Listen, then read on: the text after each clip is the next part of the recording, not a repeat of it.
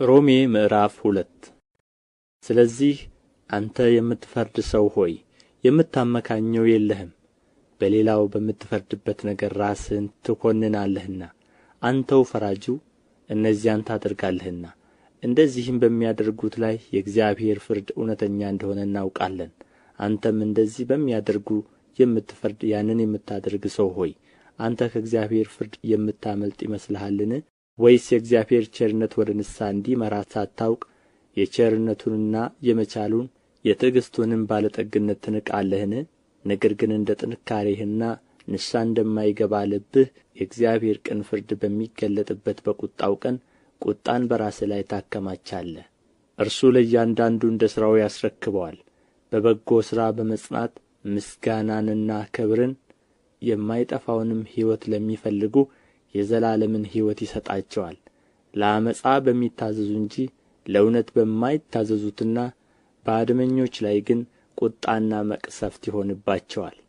ክፉውን በሚያደርግ ሰው ነፍስ ሁሉ መከራና ጭንቀት ይሆንበታል፣ አስቀድሞ በአይሁዳዊ ደግሞም በግሪክ ሰው። ነገር ግን በጎ ሥራ ለሚያደርጉ ሁሉ ምስጋናና ክብር ሰላምም ይሆንላቸዋል። አስቀድሞ ለአይሁዳዊ ደግሞም ለግሪክ ሰው እግዚአብሔር ለሰው ፊት አያዳላምና። ያለ ሕግ ኃጢአት ያደረጉ ሁሉ ያለ ሕግ ደግሞ ይጠፋሉና፣ ሕግም ሳላቸው ኃጢአት ያደረጉ ሁሉ በሕግ ይፈረድባቸዋል። በእግዚአብሔር ፊት ሕግን የሚያደርጉት ይጸድቃሉ እንጂ ሕግን የሚሰሙ ጻድቃን አይደሉምና።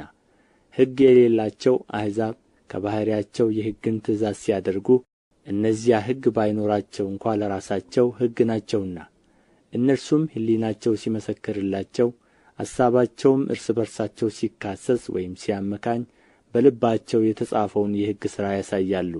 ይህም እግዚአብሔር በኢየሱስ ክርስቶስ እኔ በወንጌል እንዳስተማርሁ በሰው ዘንድ የተሰወረውን በሚፈርድበት ቀን ይሆናል። አንተ ግን አይሁዳዊ ብትባል፣ በሕግ ብትደገፍ፣ በእግዚአብሔርም ብትመካ፣ ፈቃዱንም ብታውቅ፣ ከሕግም ተምረህ የሚሻለውን ፈትነህ ብትወድ፣ በሕግም የእውቀትና የእውነት መልክ ስላለህ የዕውሮች መሪ፣ በጨለማም ላሉ ብርሃን፣ የሰነፎችም አስተማሪ፣ የሕፃናትም መምህር እንደሆንህ በራስህ ብትታመን፣ እንግዲህ አንተ ሌላውን የምታስተምር ራስህን አታስተምርምን? አትስረቅ ብለህ የምትሰብክ ትሰርቃለህን? አታመንዝር የምትል ታመነዝራለህን? ጣዖትን የምትጸየፍ ቤተ መቅደስን ትዘርፋለህን? በሕግ የምትመካ ሕግን በመተላለፍ እግዚአብሔርን ታሳፍራለህን? በእናንተ ሰበብ የእግዚአብሔር ስም በአሕዛብ መካከል ይሰደባልና ተብሎ እንደ ተጻፈ። ሕግን ብታደርግ መገረዝስ ይጠቅማል? ሕግን ተላላፊ ብትሆን ግን መገረዝህ አለመገረዝ ሆኖአል። እንግዲህ ያልተገረዘ ሰው የሕግን ሥርዓት ቢጠብቅ አለመገረዙ እንደ መገረዝ ሆኖ አይቈጠርለትምን? ከፍጥረቱም ያልተገረዘ ሕግን የሚፈጽም ሰው የሕግ መጽሐፍና መገረዝ ሳለ ሕግን በምትተላለፈው በአንተ ይፈርድብሃል። በግልጥ አይሁዳዊ የሆነ አይሁዳዊ አይደለምና፣ በግልጥ በሥጋ የሚደረግ መገረዝ መገረዝ አይደለምና፣ ዳሩ ግን በስውር አይሁዳዊ የሆነ አይሁዳዊ ነው። መገረዝም በመንፈስ የሚደረግ የልብ መገረዝ ነው እንጂ በመጽሐፍ አይደለም። የእርሱ ምስጋና ከእግዚአብሔር ነው እንጂ ከሰው አይደለም።